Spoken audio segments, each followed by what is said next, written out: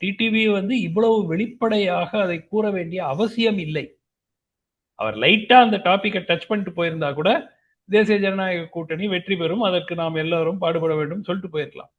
ஆனால் எங்களுக்குள் மனஸ்தாபனங்கள் இருந்தது, நாங்கள் எங்களுக்குள்ள ஒரு பிரச்சனை இருந்தது, அதையெல்லாம் நாங்கள் மறந்து இங்க வந்திருக்கிறோம் அப்படிங்கிற ரீதியா சொல்ல வேண்டிய அவசியம் இல்லை. அதனால நிச்சயமா இது வந்து ஒரு இம்பாக்ட ஏடிஎம்கே பழைய ஏடிஎம்கே ரேஞ்சுக்கு போயிட்டு இருக்காங்க அப்படிங்கிற ஒரு ஃபீலிங் பர்செப்ஷன் தானே இதெல்லாம். அது நடக்குமாங்கிறது பொறுத்து தான் பார்க்கணும். பட் மக்கள் என்ன நினைப்பாங்க? இப்போ ஓபிஎஸ் கிட்டத்தட்ட தனிமைப்படுத்தப்பட்டு விட்டார். அவர் கூட இருந்தவங்க எல்லாம் ஐதர் திமுகவுக்கு போயிட்டாங்க இல்ல தாவேக்காவுக்கு போயிட்டாங்க. ஸோ அவரோட பெரிய ஒரு பேஸ் இருக்குன்னு சொல்ல முடியாது. ரைட். ஸோ திருமதி சசிகலா அவர்கள் தன்னுடைய ஆதரவை இந்த கூட்டணிக்கு தெரிவிப்பார். அதுல கிட்டத்தட்ட ஒரு ஸ்டேட்மெண்ட் மாதிரி கொடுத்துக்கலாம்.